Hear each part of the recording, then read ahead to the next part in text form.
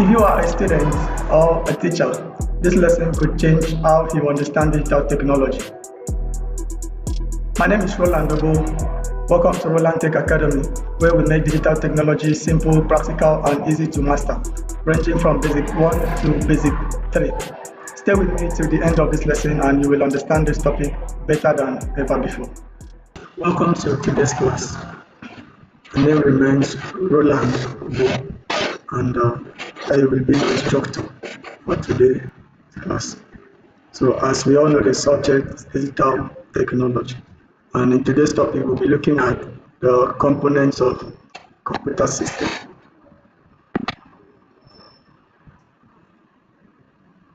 At the end of the lesson, students, you should be able to define a computer system, identify the main important components of computer system, also explain the function of each of the components, as well as give examples of hardware, software, and other components of the computer system. Now, in our introduction, a computer system is an electronic device that receives data, processes the data, and produces meaningful information. That is a beginner's definition of a computer. As you advance in a class and level, get to a stage where a computer will be defined as an electronic device that, when given set of instructions, performs tasks. That case is an electronic device that does four basic things. Number one is to receive data, which will look at the meaning of data and all these things as we proceed. Number two is to process. When you receive, it's processed. Number three thing is computer stores the data, and then the number four thing computer does is that it produces a meaningful information as an output. Right. But however, a computer cannot work alone. Yeah, what does this mean? Computer on its own, just a computer system on its own cannot work alone. Just as relating it to a real life scenario now, someone that has incomplete parts of the body cannot function complete like a person that has a complete part of his or her body. Okay. Now, when we say components, what does it mean? Components are the various parts, okay, that forms or that comes together to make a complete computer system. Just like if we say parts of the body, you have the head, the shoulder, eye, the ears, our nose, our legs, hands, okay. All those components comes together to form a complete human body. So in the case of a computer, there are also components that comes together to form a complete set of a computer. Right. So the components of a computer system, the major components include the hardware, software, data, and people. So in this lesson, we look at the hardware, the software, data, and as well as the people way. Okay. So let's begin with hardware. So now, when we say hardware, what does it mean? Okay, so you might have been wondering, or you might have heard of the word hardware before. What do you think hardware are? And let's come to our human body as we've been using it as a case study. So in the human body, hardware are the physical parts of the body that you can see, that you can touch. Okay, so any parts of the human body that you can see, you can touch, those parts have been referred to as hardware. Okay, so in the case of a computer now, hardware refers to the physical parts of the computer system that can be seen and touched. Yes, those parts of the computer that you can see, you can touch, can, oh wow, this is a mouse, this is this, this is that. All those components are under hardware. Okay, so example include monitor, the keyboard, the mouse, system unit, printer, speakers, and scanner. Now, we would get to know each of these components in further classes, okay? But for now, I will pick the basic part of it and then talk about it. Okay, so however, hardware also, for we to say, okay, hardware, there are devices that comes together to make up hardware. Okay, so now just like when we say our stomach, okay, now deep down there are components that are inside our stomach, like the intestine, okay. So now in the case of hardware now, there are other devices, okay, that comes together to make up hardware, which number one is the input device. Now, input device, what are input devices? The input devices are devices that enables user to enter data into the computer. So anytime a user wants to enter data, give instruction to the computer, the device the user makes use of is the input device. Okay, so these are devices that allows user communicate data into the computer. So whenever you want to pass in data into the computer, you make use of the input device. And we have example, the keyboard, the mouse, the scanner, the microphone, and the webcam. All these are under input devices. They allows you enter data in. So whenever you hear the word input, that means you are sending data into the computer. So to do that, you use this component, these devices on the screen. Okay, so knowing what input device, now we move to the next device, which is the storage devices. Now, just as the name implies, storage. When we say storage, what does it mean? Ask yourself that question. When we say storage, what does it actually mean? Okay, so when we say storage, storage means to preserve, to keep. Okay, so computer, after receiving data, computer has to do what, to store that data such that you can come back whenever you need it to retrieve, can easily retrieve the data wherever you are at any time. Okay, so to do this, the computer uses a device called the storage device. These devices are used to do what, to store data and information.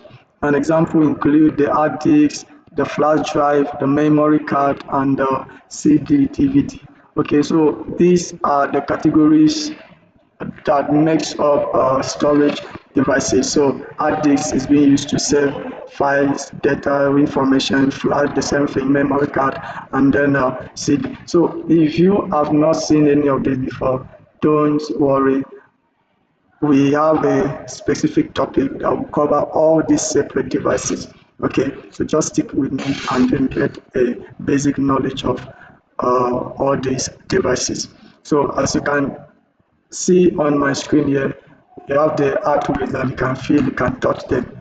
Okay, so these are artways. This is also part of a memory storage device. Okay, so that being done, we move to output device. Now, without reading what is on the screen, looking at the meaning of input, how can you define output? Do that, let's see.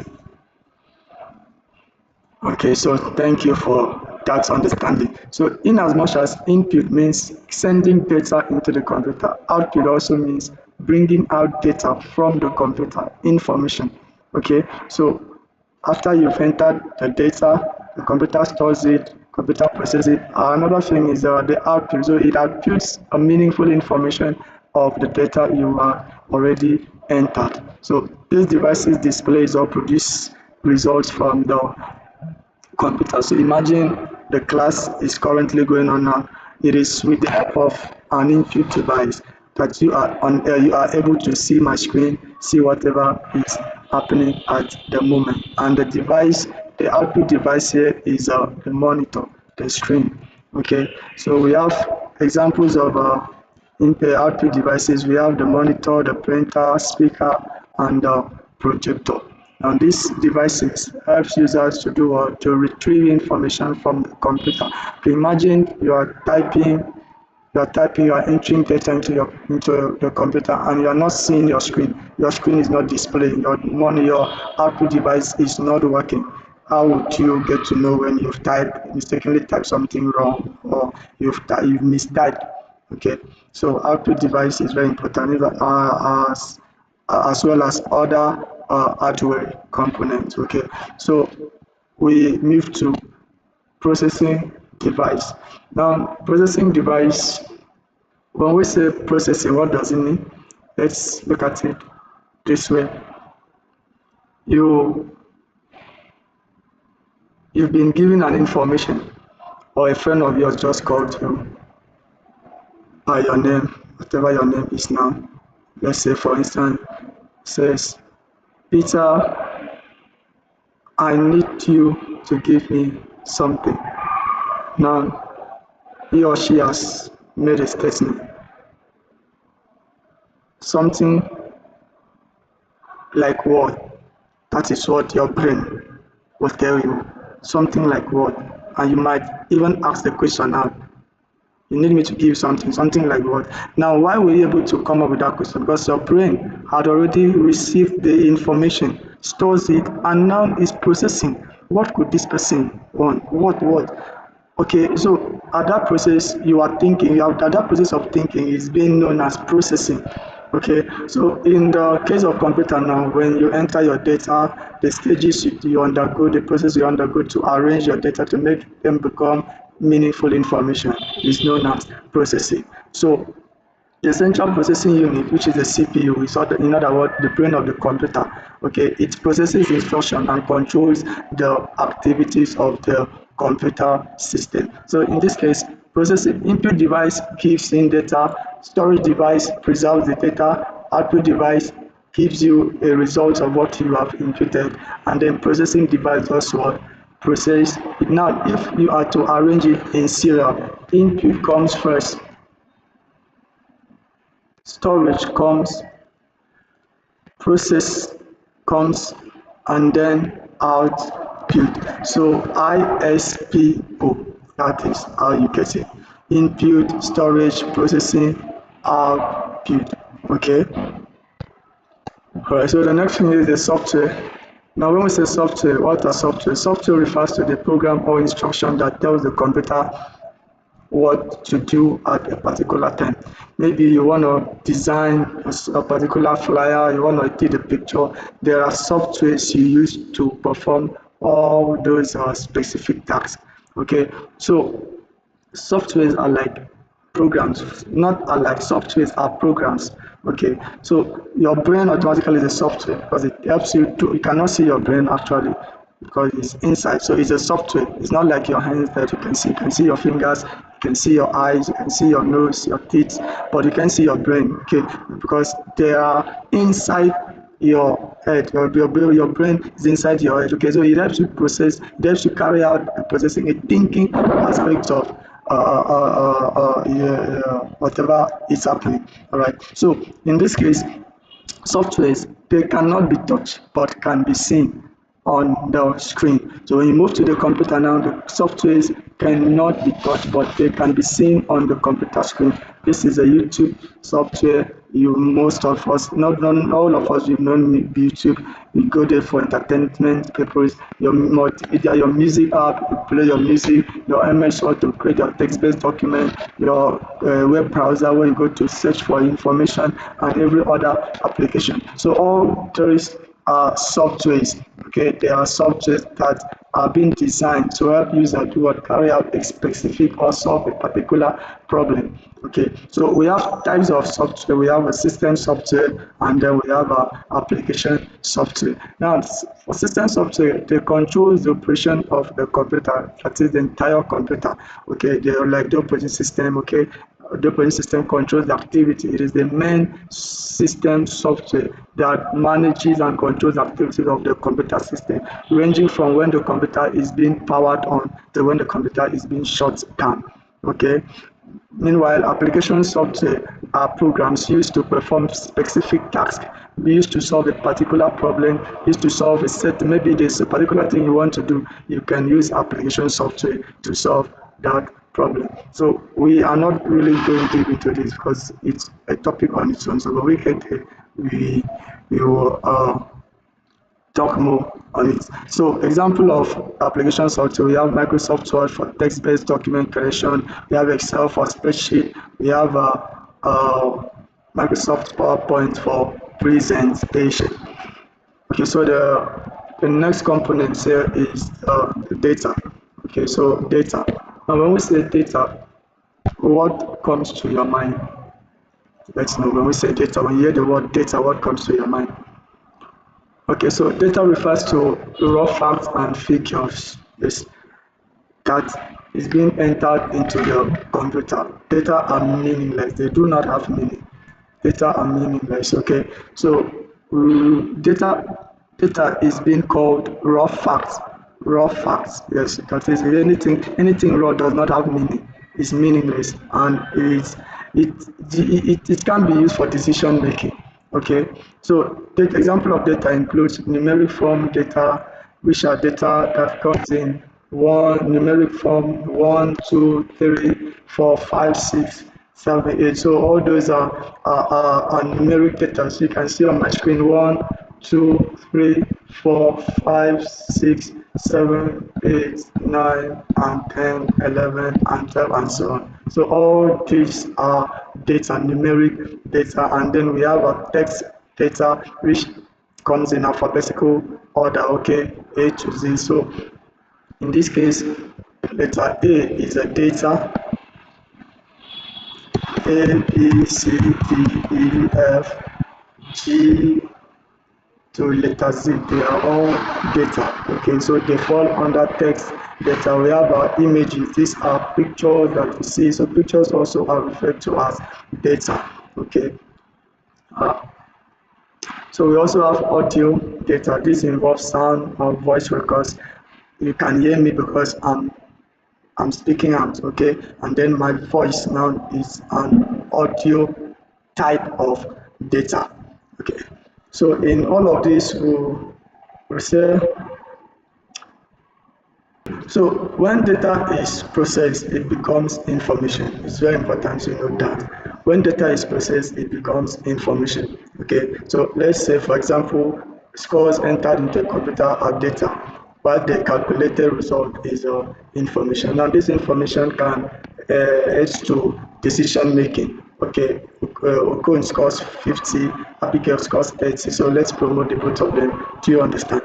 So that's how it works. So the another important component of the computer system, which is the peopleware.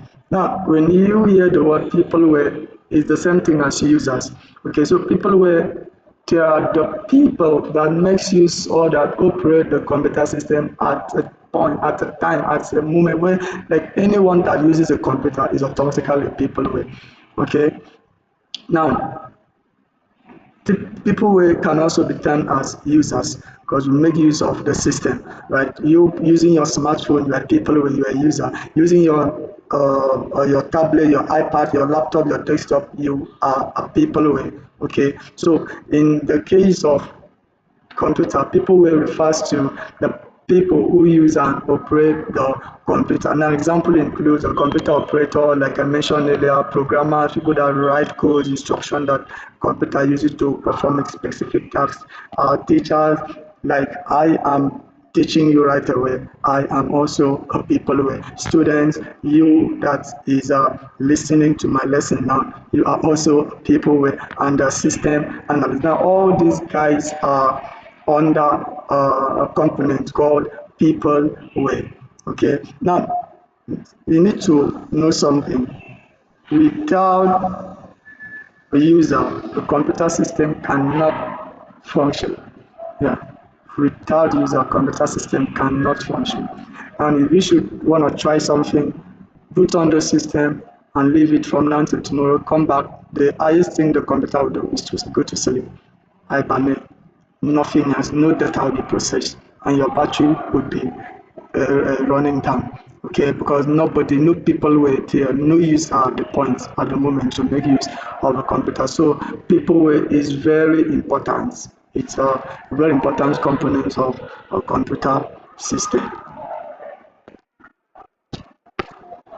So in summary, so we said a computer system is made up of several components that works together to process and produce useful information.